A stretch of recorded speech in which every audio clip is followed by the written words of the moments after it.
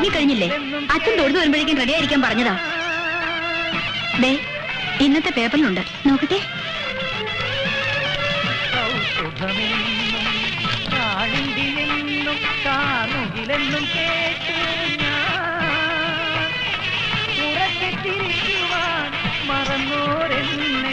ഇനിയും കഴിഞ്ഞില്ലേ? ഒന്നും ഒരുങ്ങുന്നുണ്ടോ വേഗം? ഒന്നും രണ്ടുമല്ല, 360 കല്യാണമാ. ഹേയ്, ഇതിന്നെങ്കിലും തീരുന്ന ലക്ഷണമില്ല. അച്ഛനോടെ കിടന്ന് ബഹളം ഉണ്ടാക്കുക.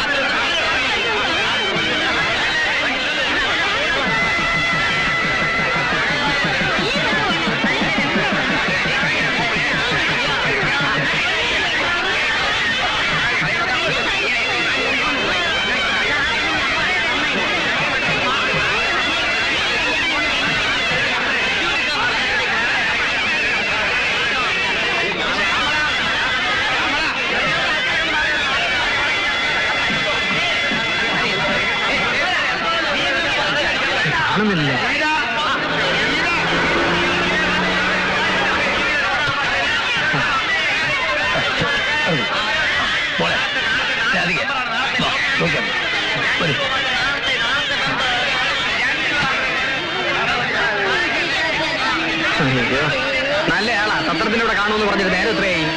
ഈ പെണ്ണുങ്ങൾ ഒരുക്കം കഴിഞ്ഞിട്ട് വേണ്ട ഇങ്ങോട്ടൊന്ന് എത്തിക്കിട്ടാൻ. ഇതാണ് കണ്ണന്റെ സഹോദരി തുളസി, ഇത് ഏടത്തിയമ്മ രാധിക, ഇതാണ് പിന്നെ നമ്മുടെ ശിൽബ. അല്ല, കണ്ണനും പാർട്ടി എവിടെ? പാർട്ടിയാ ഞങ്ങള്. അവനെവിടെ? അവനവിടെ കാണും. 38ാമത്തെ വിളിയാണ് നമ്മളത്. അങ്ങോട്ട് പോവാം.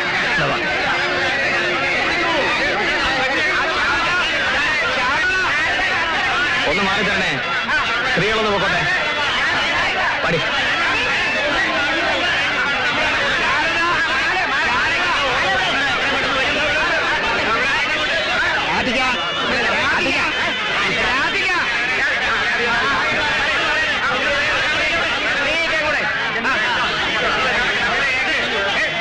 മാധവകുട്ടി, ഇങ്ങോട്ട് വാ. ഓനെ ഇത് വന്നേ.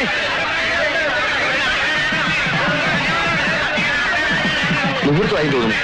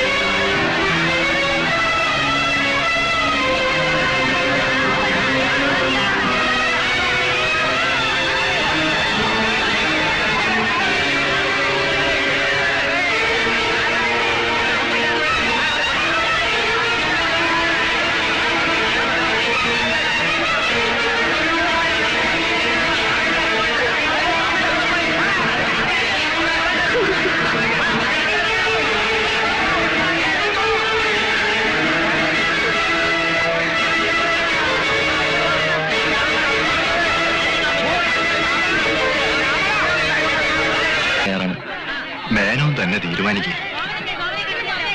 നടന്നത് വിധിയാണെന്ന് കരുതി സമാധാനിക്കുക. എനിക്കതേ പറയാം.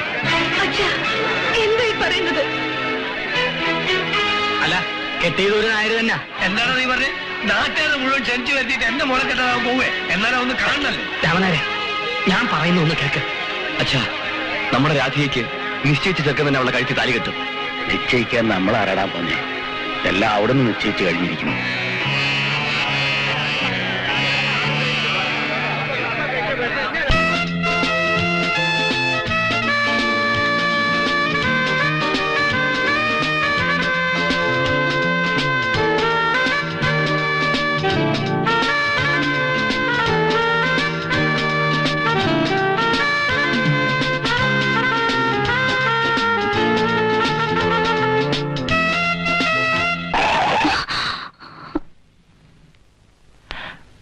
വീടെത്തി.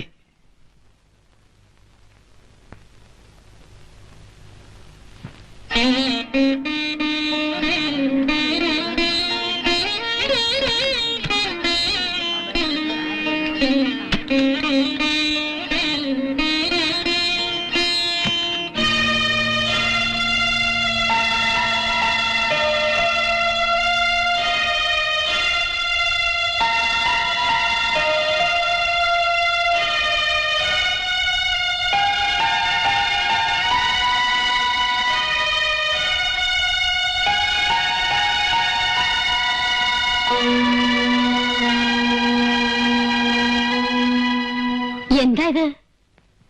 കാര്യമൊക്കെ പിന്നെ പറയാം. ആദ്യം ചെക്കനെ പണിനെ സ്വീകരിക്കേ.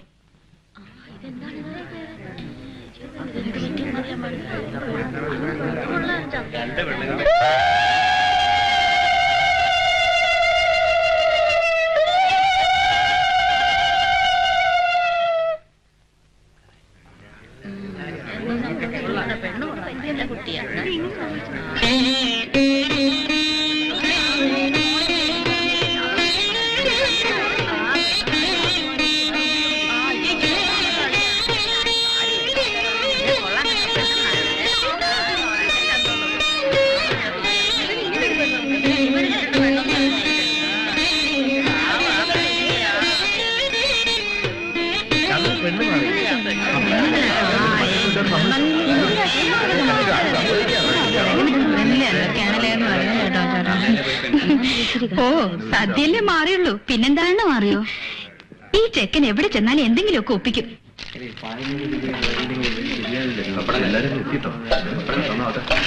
റേഷൻ കടയിൽ അരി മാറിയെന്ന് കേട്ടിട്ടുണ്ട്, പെണ്ണ് മാറിയെന്ന് പറയുന്നത് ആദ്യമായിട്ടാ.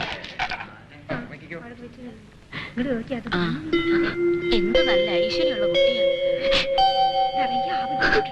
നമ്മുടെ ചെറുക്കനെ പറ്റിയ പെണ്ണൊന്നുമല്ലേ.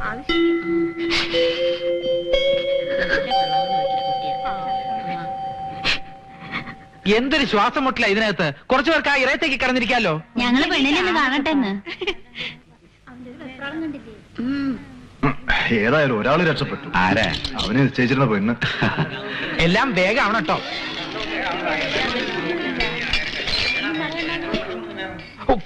ഇഷ്ടായോ? ഇഷ്ടായില്ല. ഇത്രയും നല്ല പെണ്ണിനെ കിട്ടിട്ടോ? പെണ്ണിന്റെ കാര്യമല്ല, പായസത്തിന്റെ കാര്യം. മധുരം തീരെ പോരാ. എല്ലാം ഒന്ന് വേഗം ഒരുക്കുക കേട്ടോ. ദാ വരുന്നു. ഈ കോമ്പനി കയറി പെണ്ണ് കെട്ടിയെന്ന് ശരി, അപ്പൊ ആ പെണ്ണ് വീട്ടുകാർ ഉറങ്ങായിരുന്നു. അതൊക്കെ ഓരോ നിമിത്തങ്ങളാ. ആ പെണ്ണിന് ഇവന്റെ കൂടെ കഴിയാനാവും വിധി. കൂട്ടുകാരി അസലായിട്ടുണ്ട്. അതിന് അവരാരാ ഉണ്ണുക? ആ പെണ്ണ് ഇപ്പോഴും കരച്ചിലും പിടിച്ചിലും അല്ലേ. ആ പെണ്ണിന്റെ ഒരു വിധിയേ.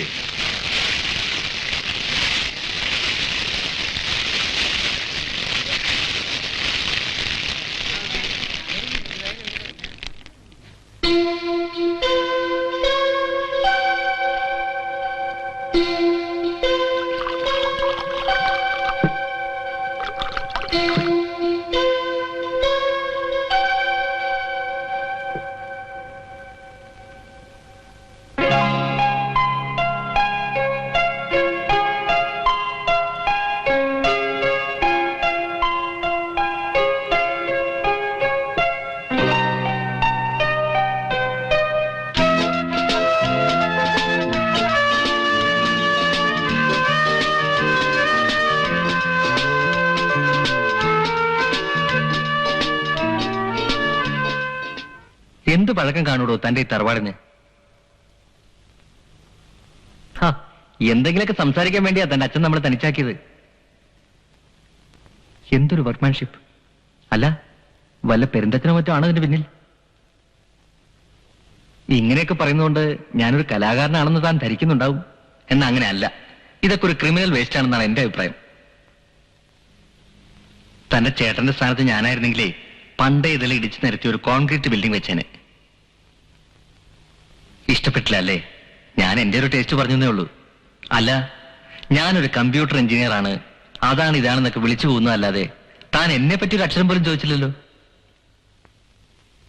വിവാഹത്തെക്കുറിച്ച് എനിക്ക് ചില സങ്കല്പങ്ങളൊക്കെ ഉണ്ട്. ഒരു സയന്റിഫിക് അപ്രോച്ച്. വാസ്തവത്തിൽ ജാതക പൊരുത്തത്തെക്കാൾ പ്രാധാന്യം അതിനാ. പിന്നെ പരസ്പരം മനസ്സിലാക്കാൻ ശ്രമിക്കുക, എന്നിട്ട് പോരെ നിശ്ചയം. എന്താ രാധിക തയ്യാറാണോ? ആ, ഇതുപോരാ. സമ്മതമാണെങ്കിൽ ആണെന്ന് തന്നെ പറയണം. ഇതാ എനിക്ക് ഇഷ്ടപ്പെടാത്ത. കോളേജ് ലെക്ചറേഴ്സിനെയും ബോയ്സിനെയും പമ്പരം കറക്കുന്ന പെൺകുട്ടികള് ഇങ്ങനെ ഒരു സിറ്റുവേഷൻ വരുമ്പോ തലയും കുമ്പിട്ട് നിൽക്കുക. തുറന്നു പറയണം, സമ്മതാണോ? സമ്മതാണ്. ഏതായാലും കേൾക്കാനൊരു പുതുമയുണ്ട്. എന്നാ ചെക്കപ്പ്? ഈ ആഴ്ച ബിസി അത്രേ. വിളിക്കാന്ന് പറഞ്ഞിട്ടുണ്ട്. നിനക്ക് അയാളെ ഇഷ്ടപ്പെട്ടോ? സ്മാർട്ടാ. ഇനി മെഡിക്കൽ ടെസ്റ്റിന് ഫെയിൽ ആവുമെന്ന് പേടിയുണ്ടോ? അങ്ങനെ ഫെയിലാക്കാൻ അയാൾ മണ്ടനൊന്നുമല്ല. നാട്ടില് മുഴുവൻ തപ്പിയിട്ട് കിട്ടിയിട്ടുണ്ടാവില്ല. നിന്നെ കണ്ടപ്പോ കക്ഷിക്ക് ബോധിച്ചിട്ടുണ്ടാവും. ഇതൊക്കെ ഓരോ നമ്പറുകളല്ലേ.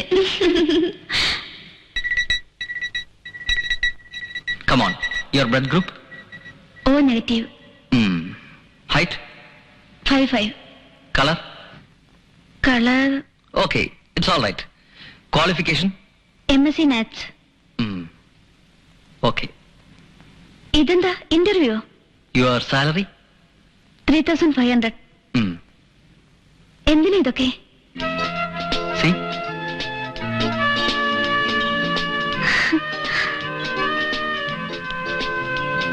നമ്മളാണ് ഏറ്റവും പൊരുത്തപ്പെട്ട ജോഡി. We are made for each other.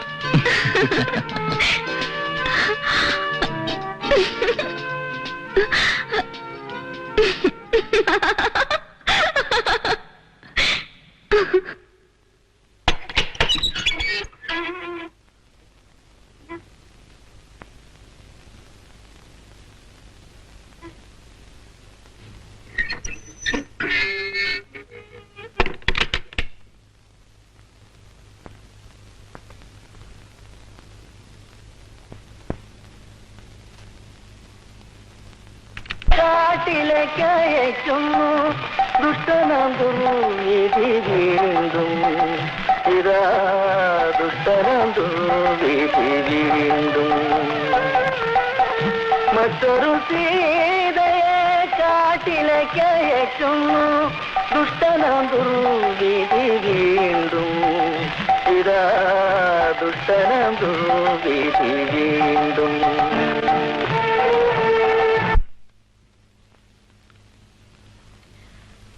അമ്മ പറഞ്ഞു വന്നത് മുതല് കരച്ചിലാണെന്ന്. എന്തിനാ കരയണത്?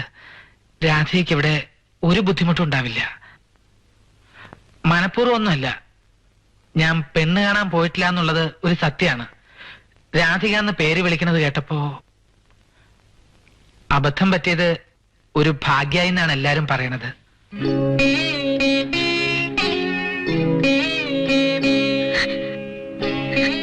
താലികെട്ട് കഴിഞ്ഞപ്പോ ഉള്ള ബഹളത്തിൽ എല്ലാരും പറയണത് കേട്ടു, കെട്ടിയത് അഴിക്കേണ്ടി വരുന്ന്.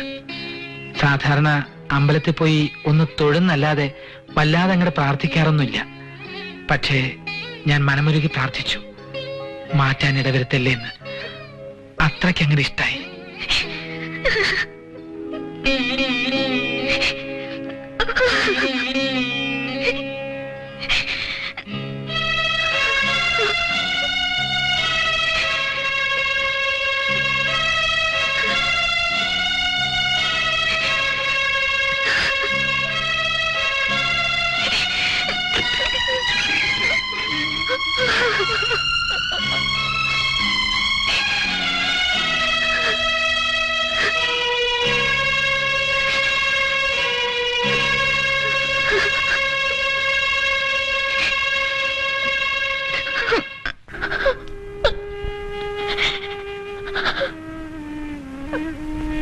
ഇനി ജീവിച്ചിരുന്നിട്ട് എന്താ കാര്യം?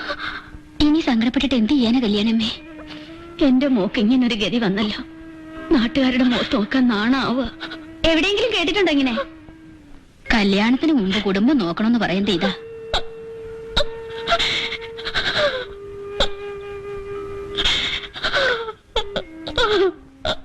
ഏതായാലും വലിയ കഷ്ടമായി പോയി. ആ പെങ്കൊച്ചിന്റെ കാര്യം ഓർക്കുമ്പോഴാ ശോ. മകന് കമ്പി അടിച്ചോ രാമനായരെ? കമ്പി അടിക്കാൻ വിടാനേ ചത്തോ? ഒന്ന് ക്ഷമിക്കണോ നായരെ? ക്ഷമിക്കേ, കൊല്ലും ഞാൻ.